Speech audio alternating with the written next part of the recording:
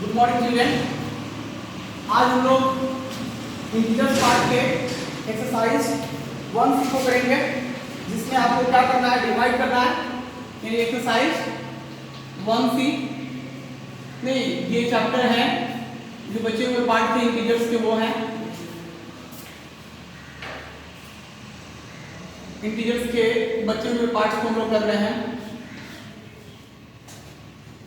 देखिए, डिवाइड करते समय आपको याद रखना होगा कि जैसे आप मल्टीप्लिकेशन के रूल्स को देखे थे, उस तरह डिवाइड के भी रूल्स को देख लें। रूल ऑफ डिवीजन, डिवीजन के भी नियम है।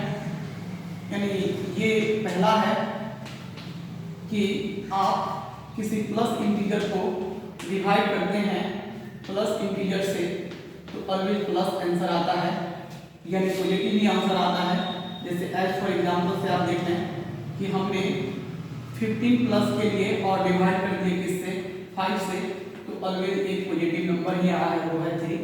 नहीं, सेकेंड है, आप दूसरा ये कह सकते हैं कि किसी पॉजिटिव नंबर को या पॉजिटिव इंटीजर्स को आप डिवाइड करते हैं किसी नेगेटिव इंटीजर से तो ऑलवेज नेगेटिव आता है। क्या आता है?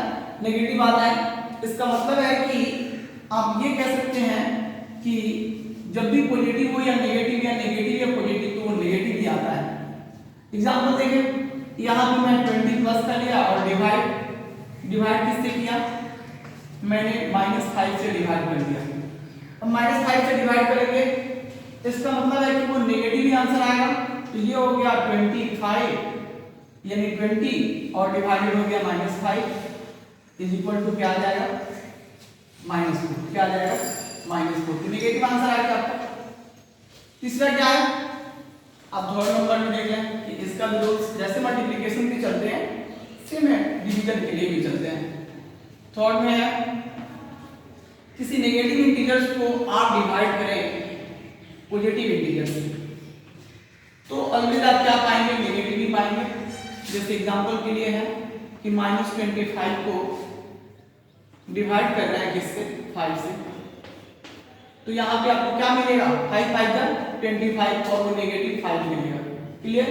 तो इस तरह से आप कह सकते हैं कि चौथा क्या मिलेगा आपको, चौथा मिलेगा कि किसी नेगेटिव इंटीजर को डिवाइड किया जाए नेगेटिव इंटीजर से तो ऑलवेज क्या आता है, पॉजिटिव इंटीजर आता है।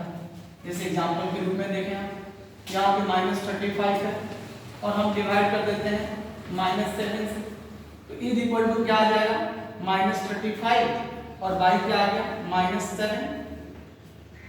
अब 7 का टेबल लगा दीजिए, 7 5 जब और माइनस से माइनस कैंसिल हो गया, केवल क्या बच जाएगा, 5, यानी पॉजिटिव इंटीजर्स मिल रहा है ना।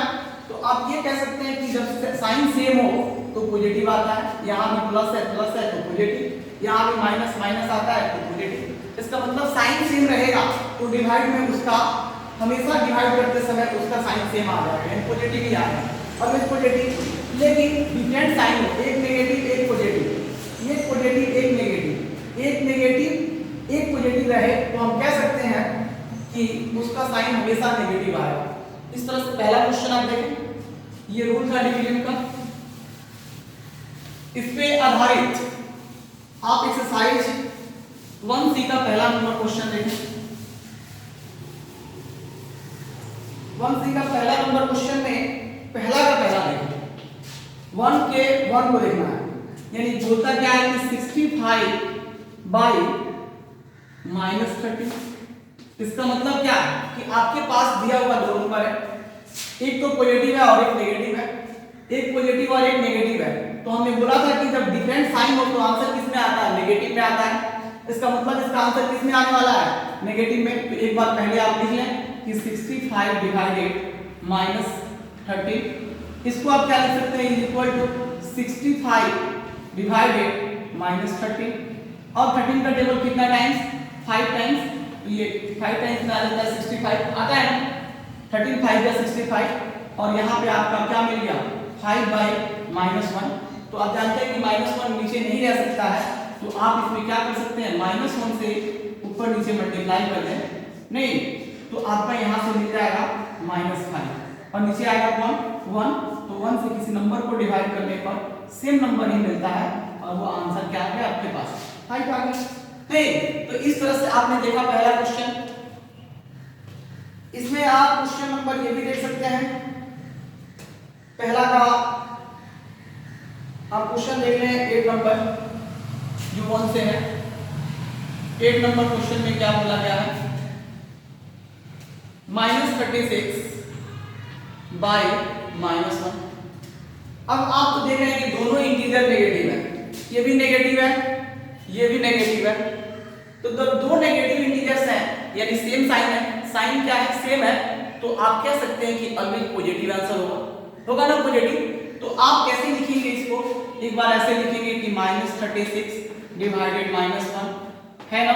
अब यहां से आप इसको क्या लिख सकते हैं, -36 बाय -1, माइनस से माइनस कैंसिल हो जाएगा और 1 से डिवाइड कीजिएगा तो 36 टाइम में ही कटेगा। इसका मतलब है कि यहां से आपका क्या आंसर मिल गया, 36 मिल गया। उम्मीद करता हूं कि कोई प्रॉब्लम नहीं होगी आपको। एक क्वेश्चन 4 नंबर भी देख लीजिए, इसका 4 नंबर क्वेश्चन भी देख लीजिए आप इसका। आपने देखा कि नेगेटिव नीचे था, इस बार नेगेटिव अगर ऊपर हो तो आसान है, आपको मल्टीप्लाई करने की जरूरत नहीं पड़ेगी -1 से। मैं उम्मीद करता हूं कि यहाँ 4 है, आप सीख पा रहे होंगे। 132 बाय 12 है ना। अब यहां से आप क्या लिख सकते हैं, यहां से लिख सकते हैं -132 divided 12 is equal to -132 by 12। अब आपको करना क्या है, 6 से डिवाइड करना है या 3 से डिवाइड कर सकते हैं, 12 से डिवाइड कर सकते हैं। तो मैं डायरेक्ट इसको 12 से ही लगा देता हूं, 2 से भी आप कर सकते थे पहले, लेकिन 12 से देखिए 12 1 जा 12 और इसमें से 1 बचेगा, ये भी हो जाएगा 12 12 1 जा 12। इसका मतलब 11 टाइम्स में ये क्या हो जाता है, कट हो जाता है। इसका मतलब है कि आप यहाँ पे लिख सकते हैं -11। नहीं, बहुत सारे बच्चे ऐसे भी कटाते हैं इसको, जैसे -132 है और नीचे 12 है तो 2 से लगाएंगे 6 टाइम्स, 2 से लगाएंगे 2 6 जा 12, फिर 2 6 जा 12, फिर 6 से लगा देते 6 1 जा 6 6 1 जा 6, ऐसे भी तो हो सकता था। तो आसान तरीके से भी कटा सकते हैं आप, या मैंने डायरेक्ट यहाँ पे ऐसे कटा दिया कि 12 11 जा -132 आ गया, ये हमारा आंसर हो गया। नहीं, इस तरह से आप अब क्वेश्चन नंबर 11 देख रहे हैं, क्वेश्चन नंबर 11 1 का ही 11 देखना है, क्वेश्चन नंबर 1 का 11 देखें। क्वेश्चन बहुत आसान है डिवाइड करना, बट आप लोगों को समझ जाए तो बहुत आसान हो जाती है। क्वेश्चन नंबर 11 में क्या है, क्वेश्चन नंबर 11 में है कि -63 बाय 63, आसान है ना, -63 डिवाइडेड 63। अब तो आप कहेंगे कि सर 63 यहाँ पे आ गया और नीचे 63 आ गया, 1 टाइम्स लगा देंगे, कैंसिल आउट हो जाएगा और -1 का हम आंसर लिख देंगे, कोई दिक्कत नहीं है सर। फिर आप देख लीजिए 9 नंबर क्वेश्चन। 9 नंबर क्वेश्चन में क्या है, 0 को डिवाइड करना है -31 से। ये तो थोड़ा सोचने वाली बात हो जाती है। तो आप जानते हैं कि एनी नंबर, किसी भी नंबर से any number is divided by 0 is 0। किसी भी नंबर से 0 को डिवाइड करने पर, किसी भी नंबर से 0 को डिवाइड करने पर 0 ही आता है। इसका मतलब है कि 0 divided -31 is equal to 0 by -31 is equal to 0। ठीक है, यहां से आपको 0 मिल गया। अब क्वेश्चन नंबर 2 देखिए, फिल इन द ब्लैंक्स दिया हुआ है। क्या दिया हुआ है, फिल इन द ब्लैंक्स। अब फिल इन द ब्लैंक्स को कैसे बनाएंगे, मैं आपको सिखा दूं कि यहाँ पे 2 का पहला नंबर क्वेश्चन देखे आप, दिया क्या है 72 डिवाइडेड और फिल इन द ब्लैंक्स दिया हुआ है यहाँ पे इज इक्वल टू क्या मिल रहा है, -4 मिल रहा है ना, -4 मिला हुआ है। अब कहता है कि इस ब्रैकेट में क्या रखा जाए, तो उससे डिवाइड करने पे हमें -4% मिल जाए, क्वोशेंट जो क्वोशेंट मिल रहा है ये मिल जाए। तो सबसे पहले आप ये कह रहे हैं कि मैं मान लेता हूं कि ब्रैकेट पे क्या है, x ही मान लेता हूं, तो ये क्या मिल जाता है हम लोग को यहाँ से, which imply 72 divided x is equal to क्या मिल गया, -4।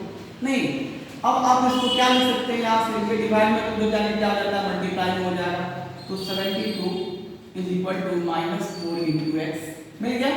अब ये इधर मल्टीप्लाई में इधर आगे क्या हो जाएगा, डिवाइड में, तो 72 by -4 is equal to x अब ये कितना टाइम पे कट जाएगा 2 से 2 टाइम्स, और ये 2 से कट जाएगा 56 में, फिर 2 से कितना में कट जाएगा 18 में।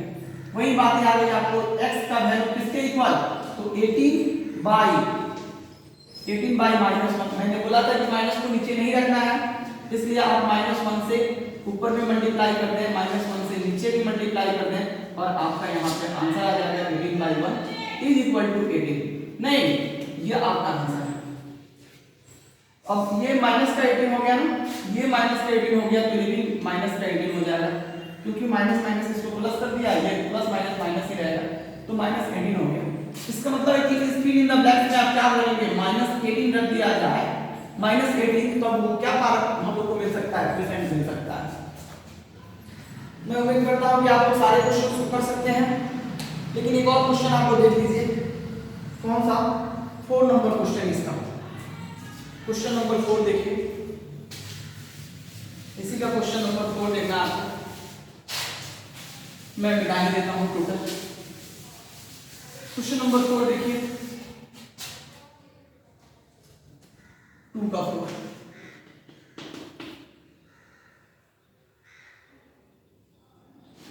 बोला है डैश डैश यानी डिवाइड करना आपको 25 से, और मिलना चाहिए परसेंट क्या 0 मिलना चाहिए।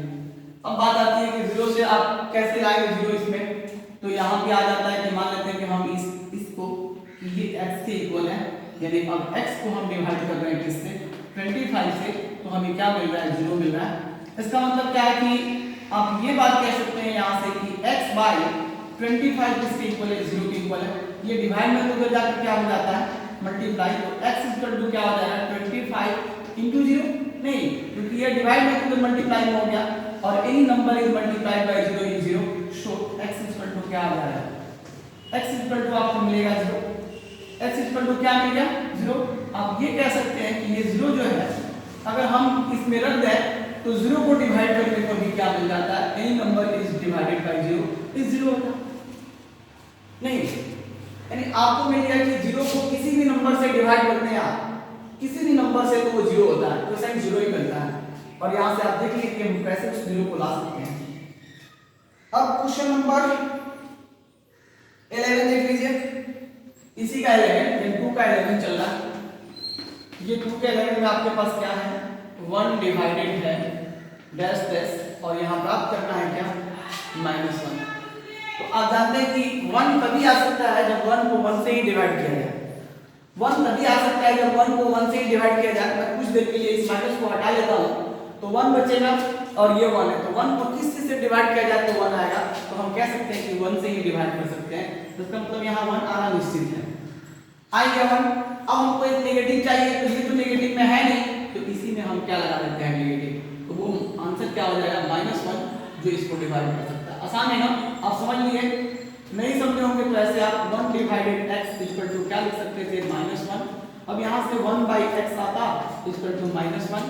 अब यहाँ से आप बीच इंप्लाई निकालते तो x किसके इक्वल हो जाता, 1 इक्वल टू -x। अब दोनों तरफ माइनस से मल्टीप्लाई करा देते तो -1, और इसमें हो जाता -x होता, और यहाँ से आ जाता क्या कि -1 इक्वल टू क्या हो जाता x, तो उसको x इक्वल टू क्या मिल गया आपको, -1। इस तरह से आप निकाल भी सकते हैं।